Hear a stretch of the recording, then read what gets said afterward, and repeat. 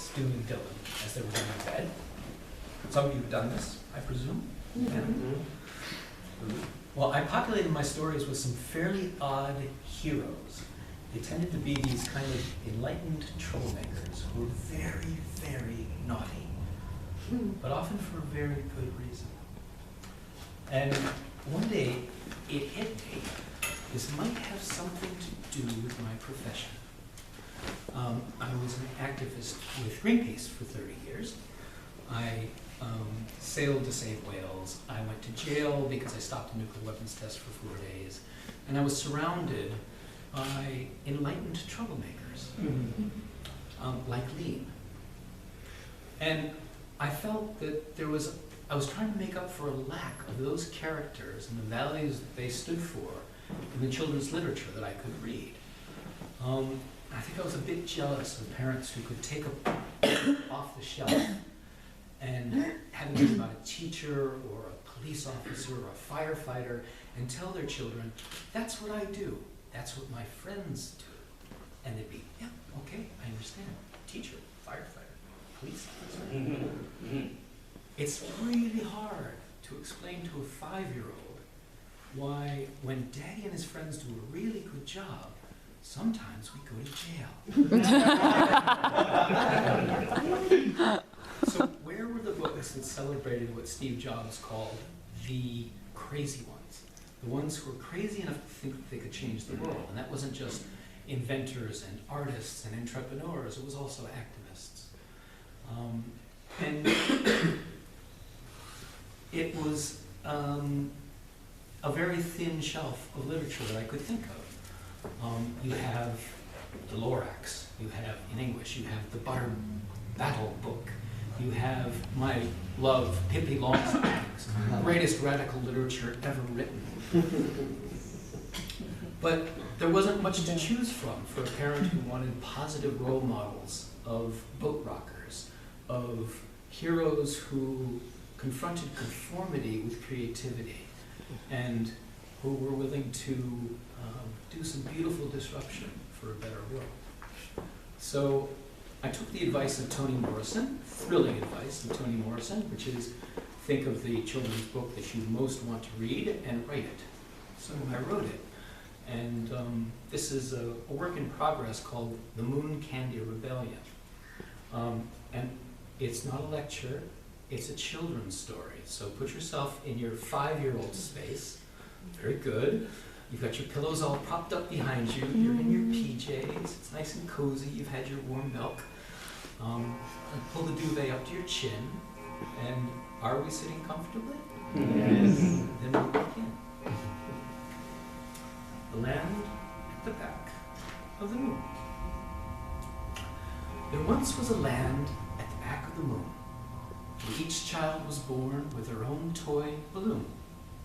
There were blue ones, and red ones, and orangey beige, tied tight to their wrists, so they'd not float away. They each loved their color above any other. The reds played with red pals, and the blues were like brothers. Their balloons were forever, never deflated, never popped nor got wrinkly. Their tint never faded. But you couldn't get new ones. They didn't provide them. So the kids had one rule: you never untie them. They lived in a world made of lollipop trees and red candy apples and soda pop seas. In the meadows lived gummy bears frosted with honey, and coconut snowmen and milk chocolate bunnies.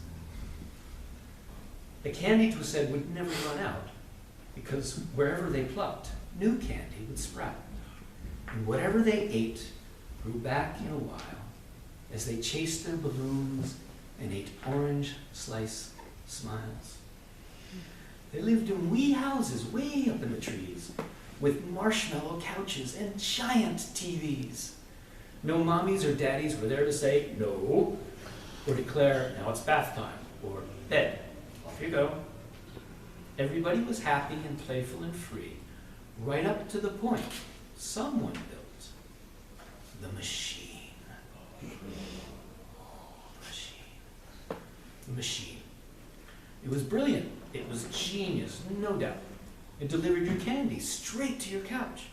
It looked like an octopus, metal and shiny, with 8 fingery hands that could grasp things quite tiny. It could harvest up lollipops, quick as a wink, with candy corn, jawbreakers, gum, and a drink, from an app on your phone. You could tell the machines to grab you some popcorn and green jelly beans, all brought to your treehouse in a licorice pouch, so you needn't stir from your marshmallow couch. You could chat with your friends on your phone while you crunched, watching internet kittens eating their lunch. The machine worked so well, they built 56 more to bring ever more candy to ever more doors. Soon, no one went out. They just stayed in their trees and chatted by phone and watched their TVs, and they sat on each couch with their bright, bright balloons, eating more and more candy until pretty soon.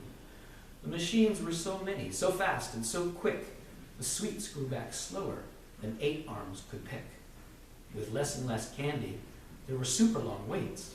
The phone lines lit up with grumpy complaints. But nobody dared to face the machines, who just picked and ignored you and acted quite mean. Their big metal claws just snapped, grabbed, and clicked. If you got in the way, your nose might get picked. What's worse, there were rumors that ran door to door that blue-ballooned children were getting much more.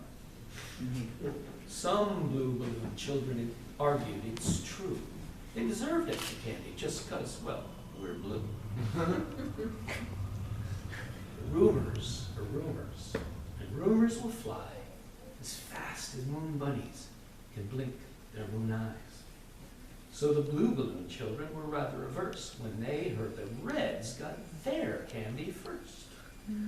So the blues made machines just for blues double fast to ensure that the reds got their candy last.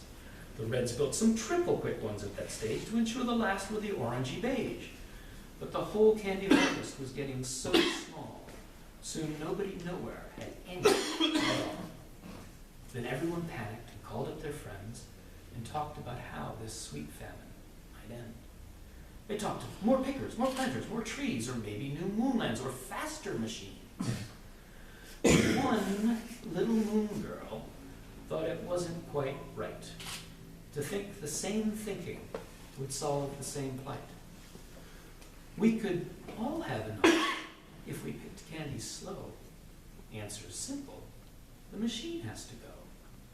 She called up some friends to see what they thought, but we'd have to come down from our trees? They thought not. They agreed the machines were a problem, it's true, but those things were so scary. What could anyone do? But this little girl didn't know the word no, and down from her tree she decided to go. She walked to a lollipop tree near her place and asked the machine to slow down its pace.